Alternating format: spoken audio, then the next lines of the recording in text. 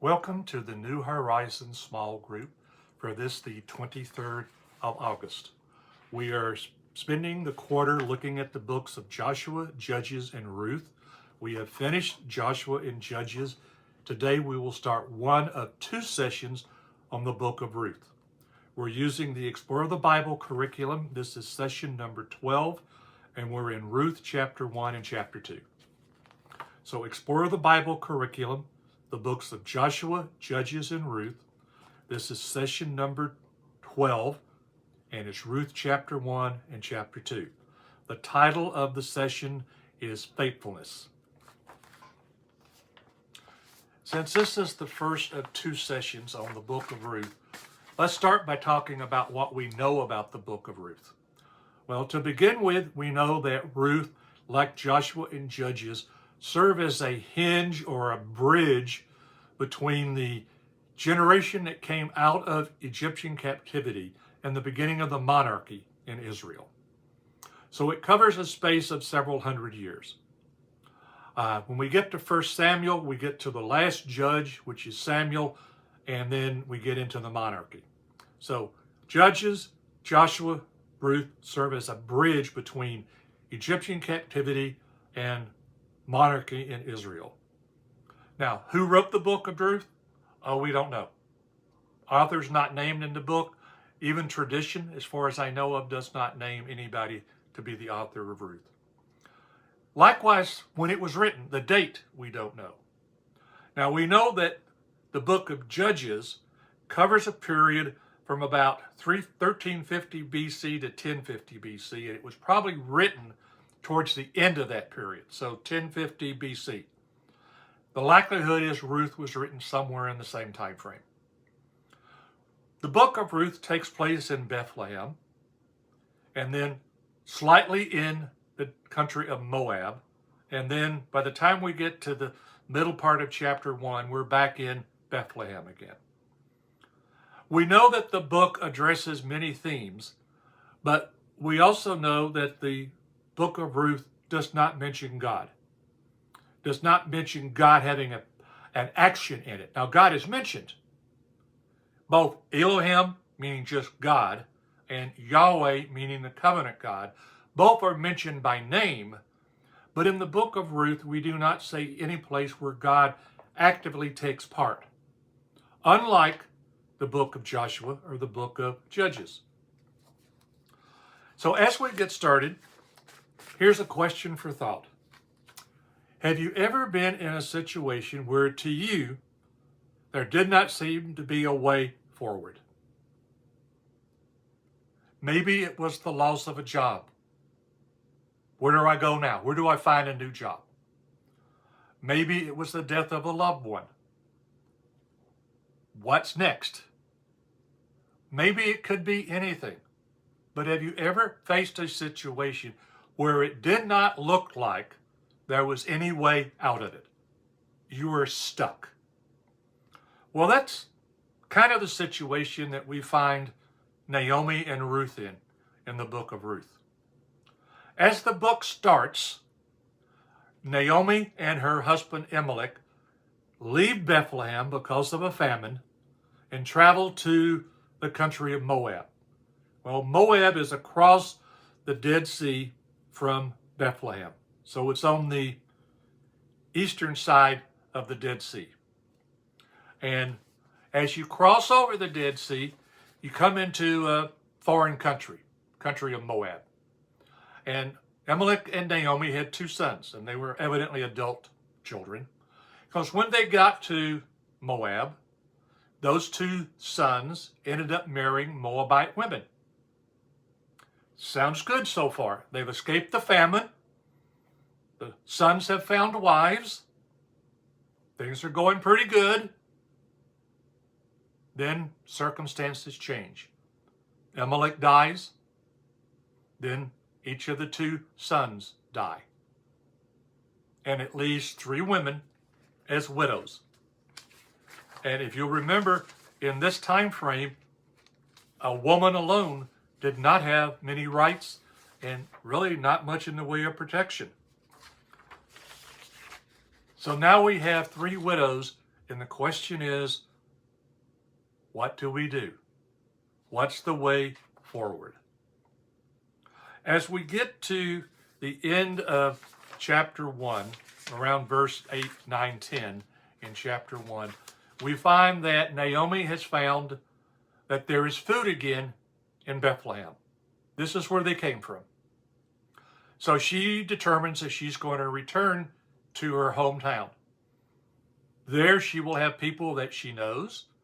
She'll have neighbors. She'll have relatives. They'll have people there that she can call upon to help her. And the two daughter-in-laws, Orpah and Ruth, say, I'm going with you. And that's where we pick up the story.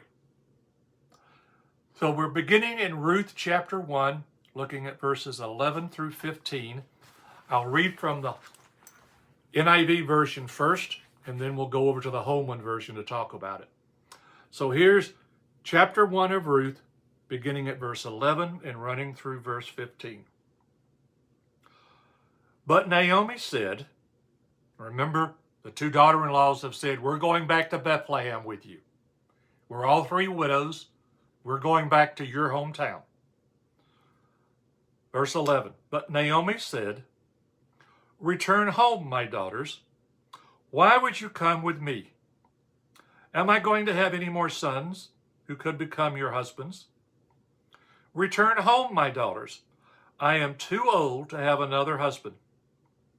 Even if I thought there was still hope for me, even if I had a husband tonight and then gave birth to sons, would you wait until they grew up? Would you remain unmarried for them? No, my daughters, it is more bitter for me than for you, because the Lord's hand has gone out against me. At that, they wept again. Then Orpah kissed her mother-in-law goodbye, but Ruth clung to her. Look, said Naomi, your sister-in-law is going back to her people and her gods. Go back with her.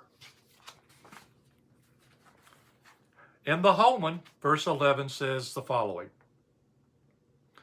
But Naomi replied, return home, my daughters. Why do you want to go with me? Now remember, Orpah and Ruth are Moabites. They have family in the area. Assume that they have family in the area. They know the customs. They know the gods. They know how to live in this area. So the practical answer for them is to return to their families and find new husbands. And that's basically what Naomi is telling them. Return home, my daughters.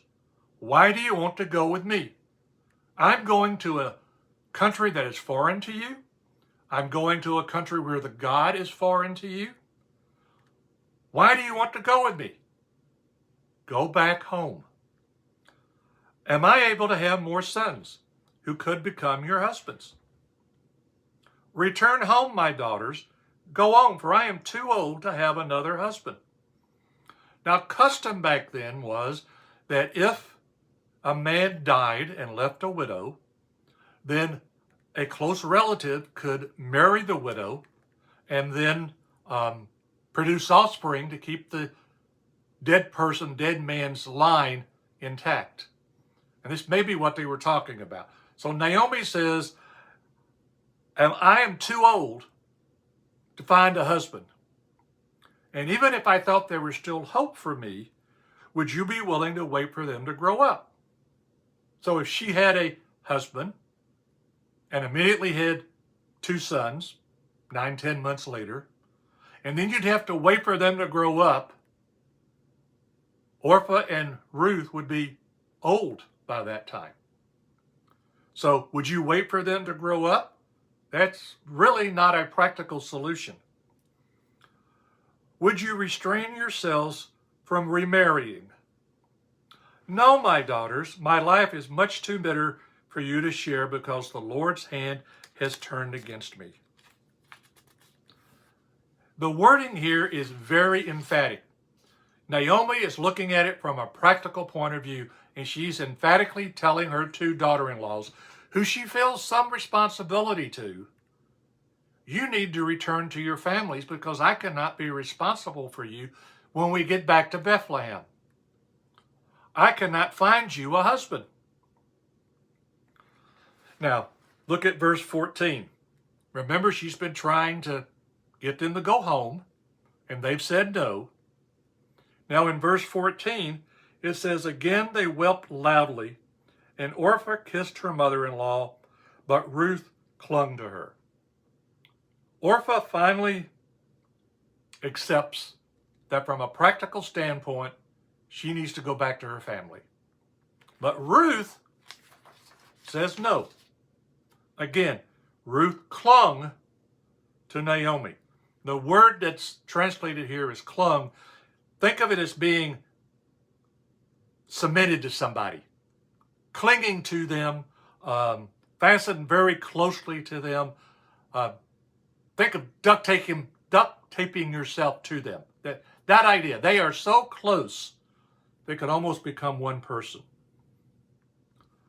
Verse 15 says, Naomi said, look, your sister-in-law has gone back to her people and to her gods. Follow your sister-in-law. So again, Naomi emphasizes to Ruth, the practical solution is for you to return to your family, to your country's traditions, to your country's gods, and I will return to my country and my God bitter because I have lost everything. So what does Ruth say? Looking at verses 16 to 18. But Ruth replied, don't urge me to leave you or to turn back from you. Where you go, I will go, and where you stay, I will stay.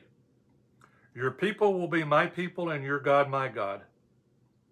When you die, where you die, I will die, and there I will be buried.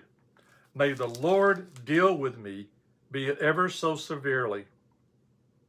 If anything but death separates you from me. When Naomi realized that Ruth was determined to go with her, she stopped urging her. Holman version says, but Ruth replied, do not persuade me to leave you or go back or not follow you. So quit urging me to leave you. I'm staying. For wherever you go, I will go, and wherever you live, I will live.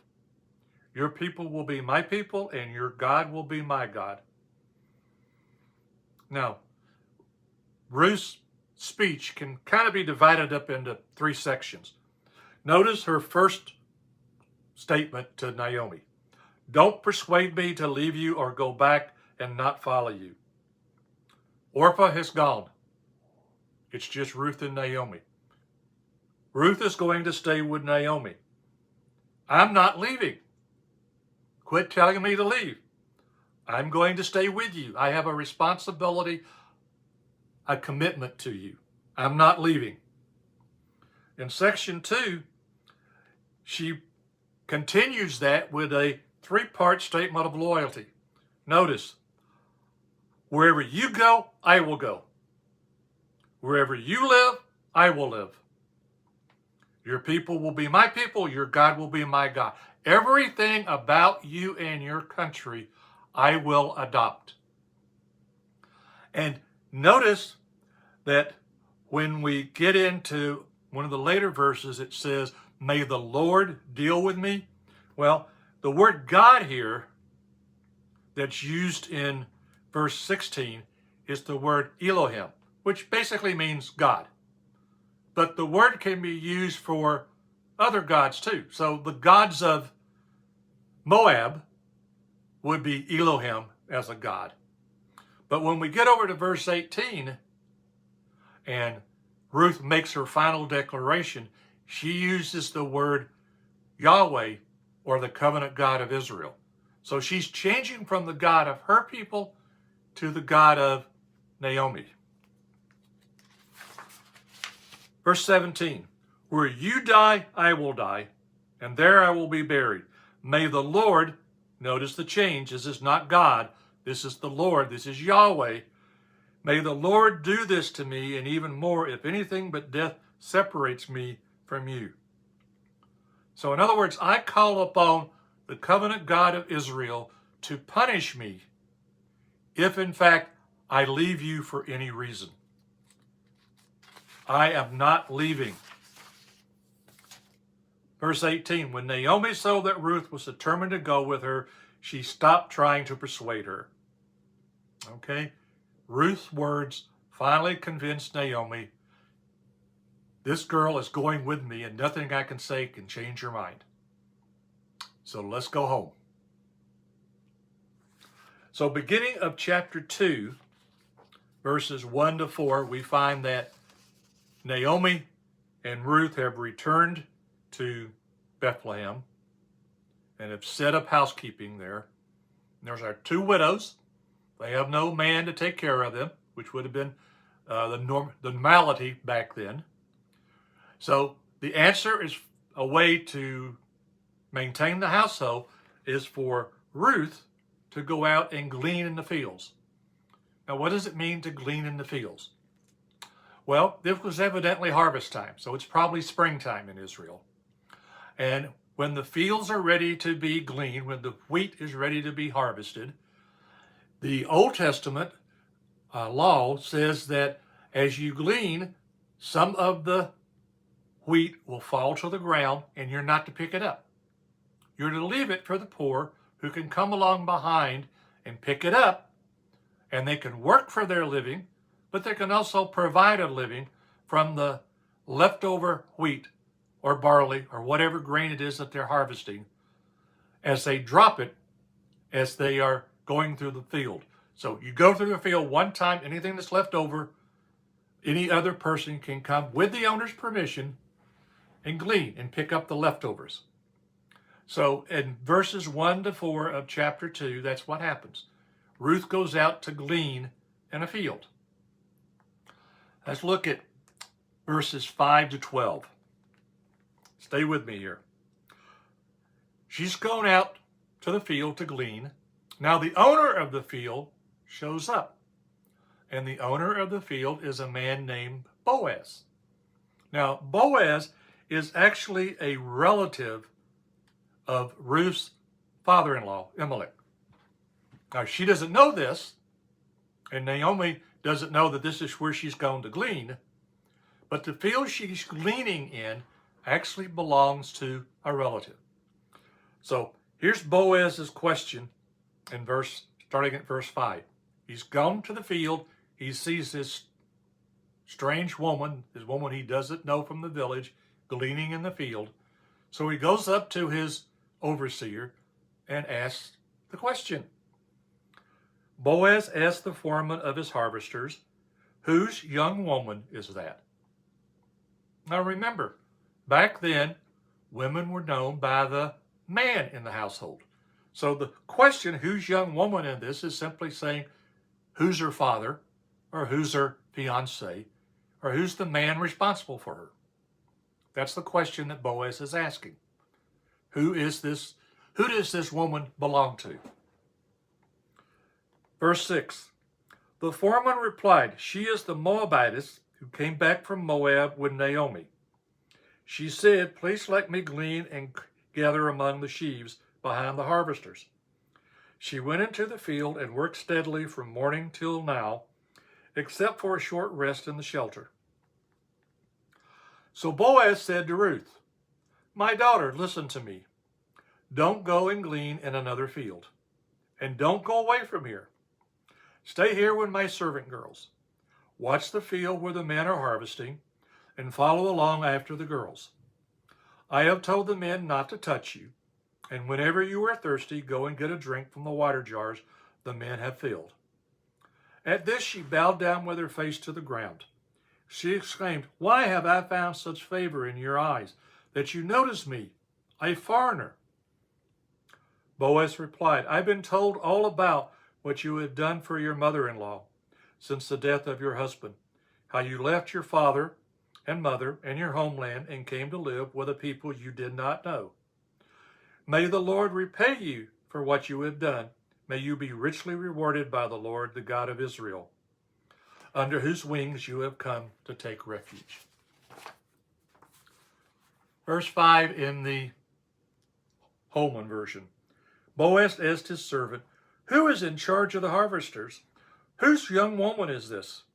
Now remember, I said every woman had a man responsible for her back then. The question is, who's her father? Who's her fiance? Whose household does she belong to? Now, evidently, Ruth and Naomi were known already. They had come back, and people knew Naomi, and because they knew Naomi, they quickly learned who Ruth was.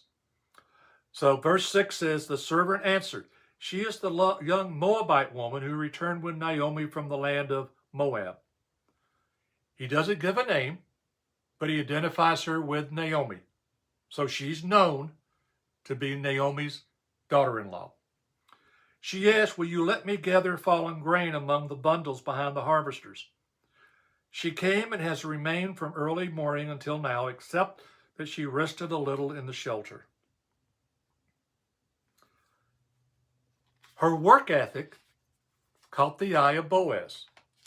The fact that she's there gleaning, and remember, Boaz is a relative of Naomi's husband, so Boaz probably knows who Naomi is.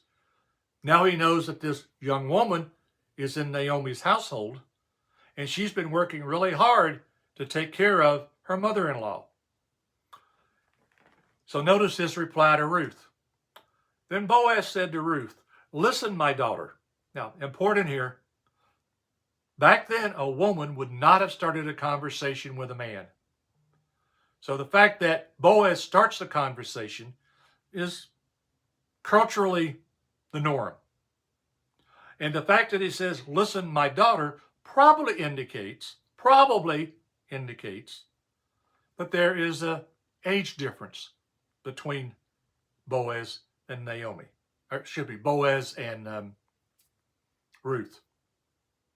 Not positive, but most of the commentaries I looked at said there was probably an age difference between them. Because after all, Boaz is a relative of Elimelech, who was Ruth's father-in-law. So there's probably some age differential there. So Boaz is starting the conversation. "Listen, my daughter, don't go and gather grain in another field. And don't leave this one, but stay here close to my young women." In other words, stay within my household and I can protect you. I can take care of you. "See which field they are harvesting and follow them. Haven't I ordered the young men not to touch you? When you are thirsty, go and drink from the jars the young men have filled." Okay, this would have been countercultural. Remember, Ruth is a Moabitess. She's a foreigner. She's a Gentile. It would have been improper, I say that in quotes, for a Gentile and a Jew to drink from the same water jar. Even more so for a woman to drink from a water jar that had been filled by men, because usually women were the ones who went and got the water. So Boaz is going counterculture here, giving Ruth the option, the ability to stay within his household and also to drink from the water drawn by the men. Verse 10, she bowed with her face to the ground and said to him, here's Ruth responds to Boaz's directions. "Why are you so kind to notice me, although I am a foreigner?" Boaz answered her, "Everything you have done for your mother-in-law since your husband's death has been fully reported to me. I've heard everything in the village about what you have done for Naomi. How you left your father and mother and the land of your birth, and how you came to a people you didn't previously know. But the Lord reward you for what you have done, and may you receive a full reward from the Lord God of Israel, under whose wing you have come for refuge." Now, how did Ruth end up in Boaz's field? Bible doesn't tell us. Remember I said God's presence is not mentioned here? But his hand, many commentaries will tell you, is present. Because Ruth went to the field of somebody who was actually a relative of her mother-in-law. A field where the relative offers her sanctuary, offers her the ability to work and to provide for Naomi and herself. God's providing provision for these two widows. Now, what happens next? Well, it's interesting because what happens next is Ruth goes back to Naomi and says, this is what happened today. And as we're going to find in next week's session, Naomi plays matchmaker. But that's next week. Let's close with prayer. Heavenly Father, we thank you for the day and for watching over us. Thank you for this session that talks about being faithful, being committed, not only to family, but to you. Because Ruth does make the commitment to Yahweh God. Maybe not fully, maybe not understanding everything, but she makes a commitment to worship Naomi's God. And she knows who that God is because she calls him by the covenant name. And as we're going to see next week, out of a time that was dire with a famine and then 3 deaths, we're going to find a new family and a new beginning for Naomi and Ruth and Boaz. But that's next week. We ask it in your name. Amen.